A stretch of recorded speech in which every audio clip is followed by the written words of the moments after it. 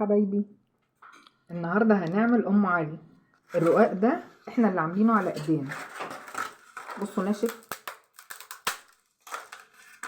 في فيديو للرقاق الطري بس هنشفه ازاي. هناخده نحطه في الفرن 10 دقايق هينشف كده، وفي نشف لوحده.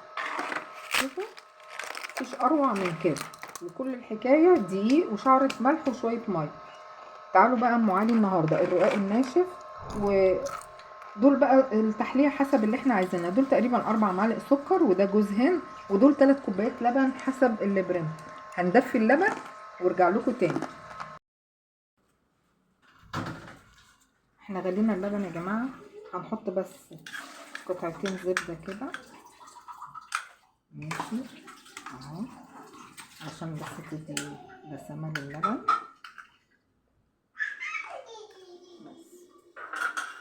سكر التحليه حسب ما احنا عايزين اهو.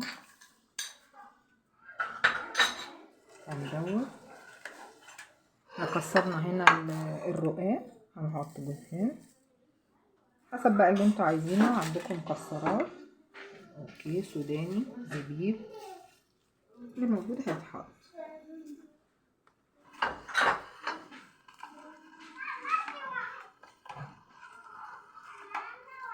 بس الزبده احنا قايدين الفرن،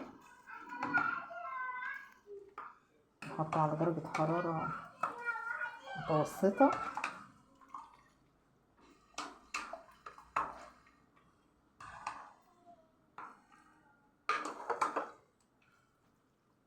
حاجه مش مكلفه، حاجه حلوه ومش مكلفه، وداخلين على الشتا بقى الحاجات دي بتبقى جميله بالليل دافيه.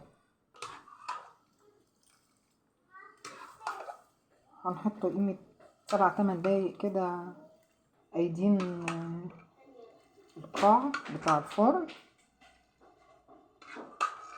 وبعدين هنطلعه تحت الشوايه. اظن ما خدش اسهل من كده، مفيش اسهل من كده، مفيش اهو. هدخله الفرن بقى، احنا قايدين الفرن،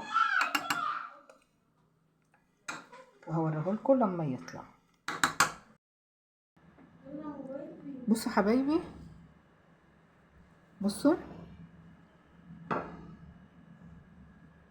ايه رأيكم فيه؟ ما كلفناش حاجة. خلي بالكم فيديو بتاع الرقاق الطري هو نفس الرقاق، بس عشان ما صورهوش تاني، بس هننشفه. هندخله 5 دقايق او 10 دقايق الفرن ينشف، او بعد ما نعمله نسيبه يتهوى على صينية ساعة كده، هتبص تلاقيه نشف. واللبن 3 كوبايات لبن، وتقريبا 3 معالق سكر وبزيادة شوية حسب التحلية، وجوز الهند او اللي عايزينه مكسرات او اي حاجة تجميلية انتوا حابينها. اوكي، دخلته بس 7 دقايق او 8 دقايق تحت، و10 دقايق فوق لغاية اما احمر. وارجو يكون الفيديو عجبكم، وميرسي لمتابعيني، وشكرا، وباي باي.